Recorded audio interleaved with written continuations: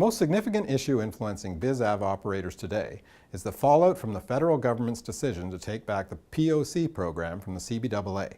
How has this change affected the BizAv environment, your relationship with the regulator, and the CBA's role in the process? We asked our esteemed panel of experts these questions during Wings Magazine's first industry roundtable, July 5th, at the CBAA conference in Calgary. You can read the entire story in the September-October issue of Wings Magazine.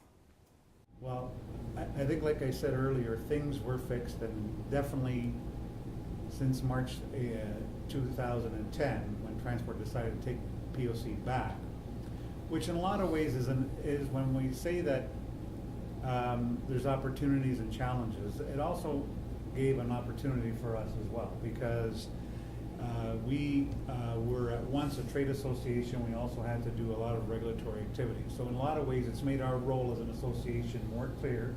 We can now get back to our core business of being a trade association and voice more clearly without conflicts of interest to our, in our messaging. So there is an opportunity there. However, at the same time, the challenge is we have to manage this change back to Transport Canada on behalf of our members. So that's the exercise in managing change.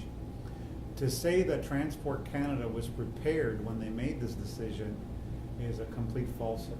This was a political decision, and I want to be fair to the officials that we work with on a daily basis, because officials implement political decisions in Ottawa. They don't necessarily make that decision. I don't think they would have probably wanted to go in that direction. However, the political forces in a minority government at that point in time in 2010 were such that the decision was made to bring POC back to Transport Canada.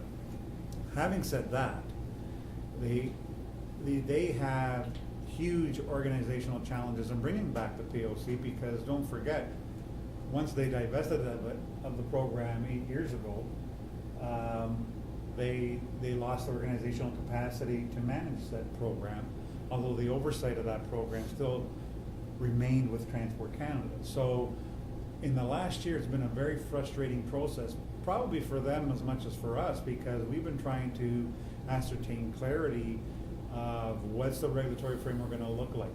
How do we add new aircraft onto the POC? What happens if I've got the same type of aircraft? What happens on my maintenance manual? How long is this going to take? There's levels of service considerations and the costs associated with that. So the regulatory environment really is not yet clear on the POC. We're trying to manage that now on behalf of our members. It's gone back into transport. So what we're expecting from them is some form of clarity, and what people need in the aviation business is fixed variables to manage. That is a key success factor and critical factors in terms of ensuring safety and making sure that the rules are known. And one of the challenges happening right now with transport is it's taken them quite a long time to formulate and draft the regulations. We're in a fiscal constraint era now. I mean, so Transport Canada is not going to get more resources, they're going to get less.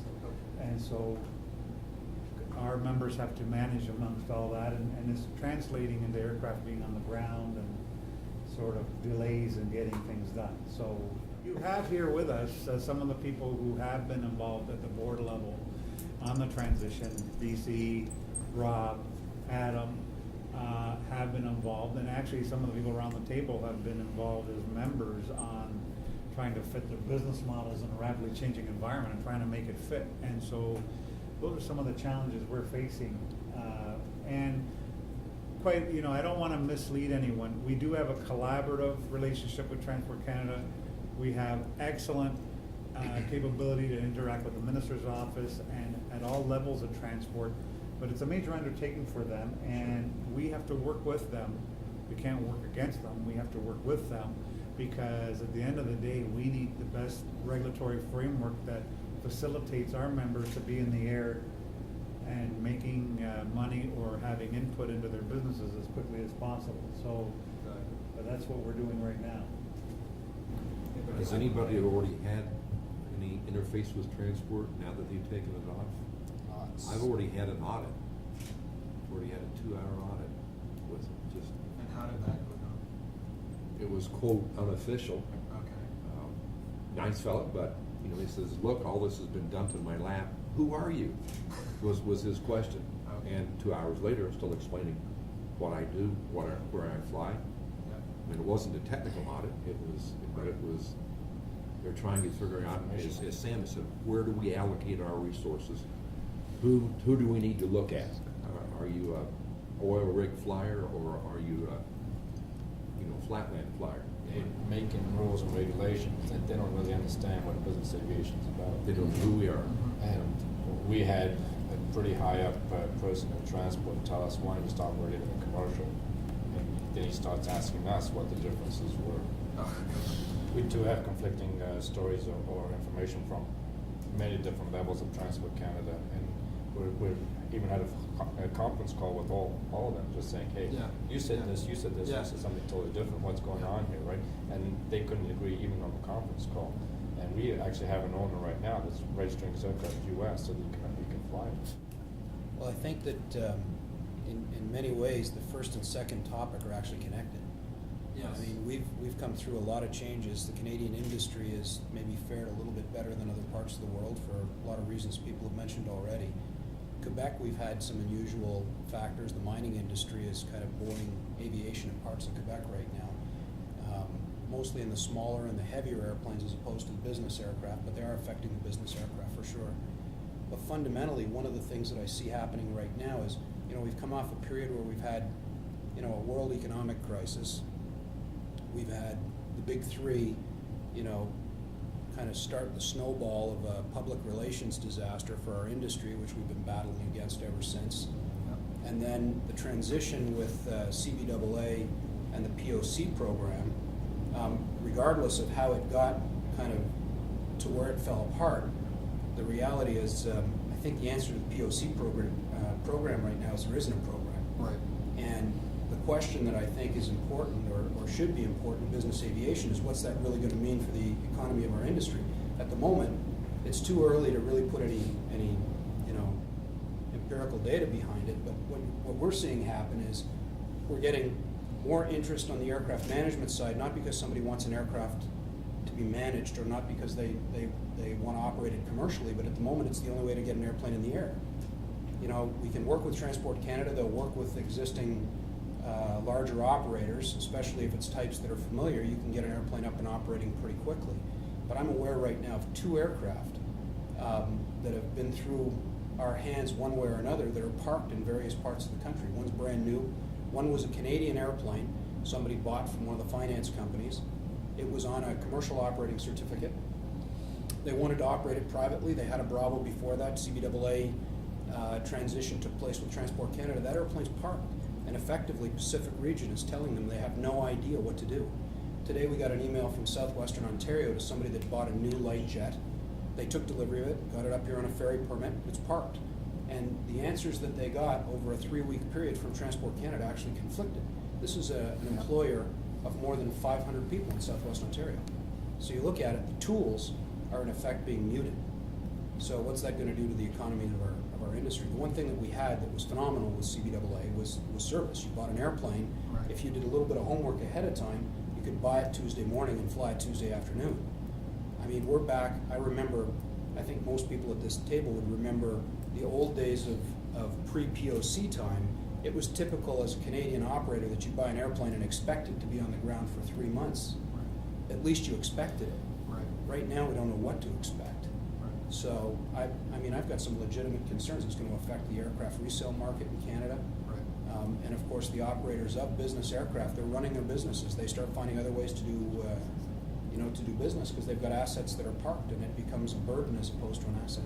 I think one of the most interesting or frustrating thing that through this whole transition period is a phone call with some senior officials, and they were to be providing oversight to the CBAA all along, and one of the delays that they said they had was before they can do this transition, they had to find out who we were.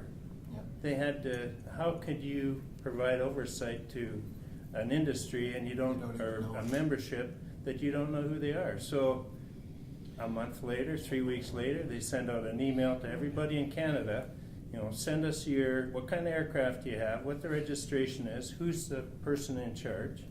I mean, it's so ridiculous how we could get to this point in an industry that's so important, and an association and a service that we're providing on behalf of our members, and far better than Transport Canada ever considered providing.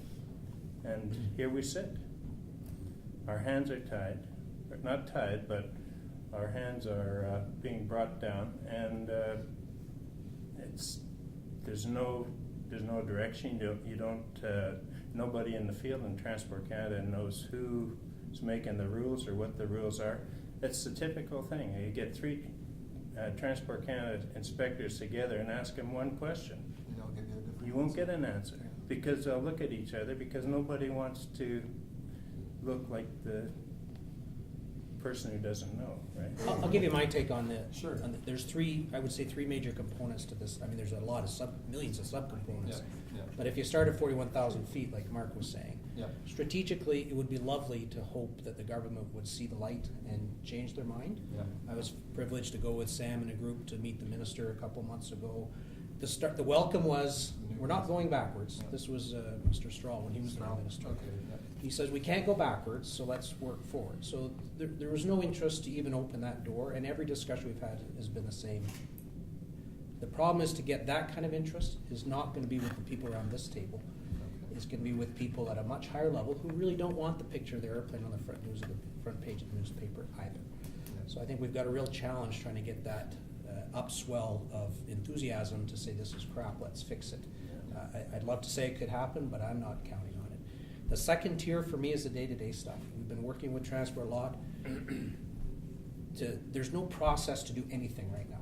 Right. They're working on it, they're talking about it. They should have had that figured out last March, not still talking about it in July like they are now. So the day-to-day, how do we get stuff done, is still completely unknown, and as everybody's saying, there's a million opinions out there. There's also a huge lack of resources, and when you do get someone who's interested, they'll say, well, do you want me to work on your MEL, or do you want me to work on this POC change? Because I can't do both. Or they'll throw in an airline, they're working on something with an airline or something. So they really don't know who we are and what we do. They've got no guidance, they've got nothing. So it's a real challenge on the day-to-day component of things. The third part to me is, what's this going to look like in 2 years? Right. In a year and a half they've spent, we've got this mixed up interim order issue, which I read and don't pretend to care about trying to understand. They're talking about releasing in Gazette 1 in September-ish the new 604.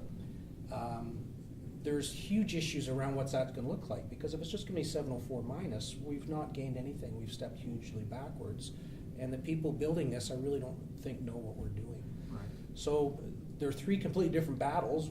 Yes, I'd like to say there's a big picture that we can make this go away. I'm not holding my breath. Most of us are living the day-to-day and have to fight for it every inch of the way today. And I'm very concerned what this is going to look like someday. Right. And I don't know well, obviously, we're itching to see it, and we'll have a huge review of that, and we'll all be a part of trying to hopefully cut it in half and say this is not really relevant.